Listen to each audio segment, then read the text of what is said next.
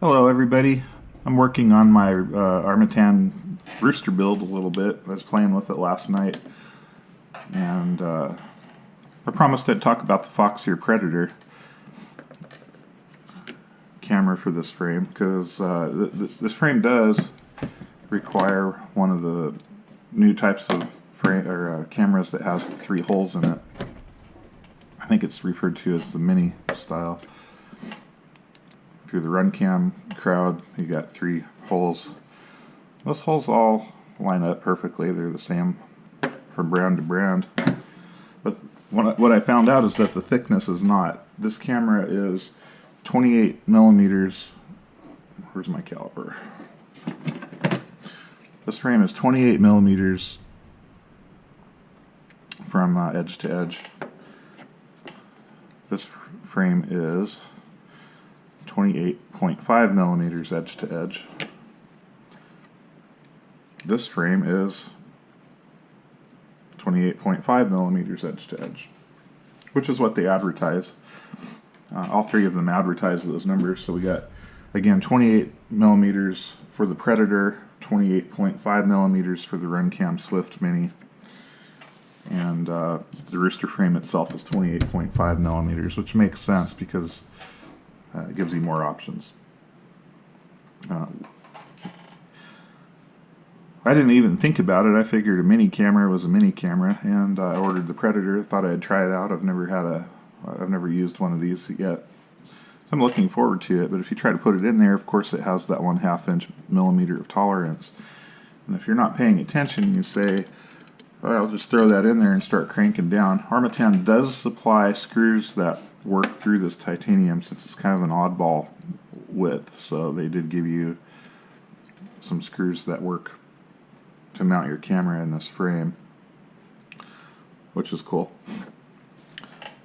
But if you just decide to throw that in there and then start cinching down on it, you probably pull these little recessed nuts out of their housings, or bend the frame, or or even worse, break the case around the camera. So you'll have to find something to space it with, and what you need is a 1/2 millimeter washer.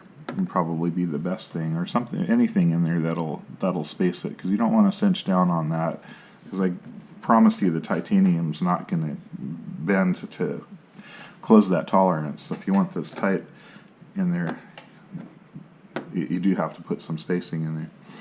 Or you can choose to go this route. Now, the Swift series cameras don't come this way, I don't think, anymore. You have to buy this separately, or maybe you order the camera with it in the first place. I'm not sure. I'll probably put some description.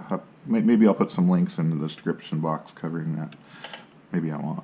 This fits in here, like I said, perfectly. So just for the purposes of talking about this, I want to just roughly mount this. And you'll probably want to use a washer too to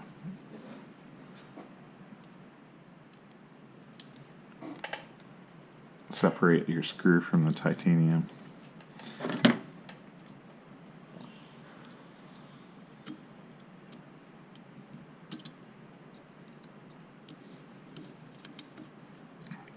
Okay, so that works great.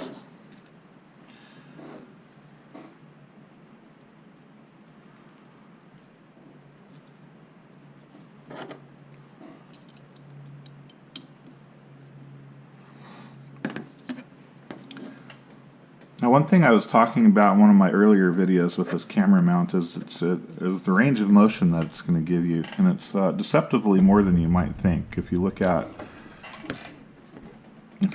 this is the pivot point, and this is the angle that you get. So why didn't they make that a little bit wider so you get more options? Maybe I don't know what the answer to that question is, but I'm sure that they went to a lot of trouble to figure out exactly what angle everybody'd want to use, and they got it close for you. So I'd like to hear from you on this issue. If you have this together, you can see that the bottom range of motion is about, really the camera hits before it hits that range, so you might be able to get a little bit less. It looks like about 30 degrees to me. I'm just estimating. And then if you want the top of the range, That's beyond 45, maybe 50 or 60 degrees like that. Which I'm guessing that this range, I think some newer pilots might want that a little bit lower.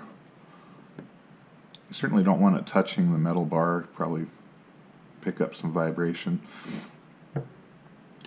Maybe not. I might like to see that a little bit lower. Maybe if you had a smaller camera in there, you could. It does actually have more range of motion, but if you're using this type of camera, that's all you get. And then up there is probably enough for most people. I'd like to hear from you. I think that's going to work for me. I'd like to hear from you on that. Would you like to see more motion? Or I guess more range of motion on that? Do you fly more flat? Do you fly with more up than that? Let me know. We'll talk about it.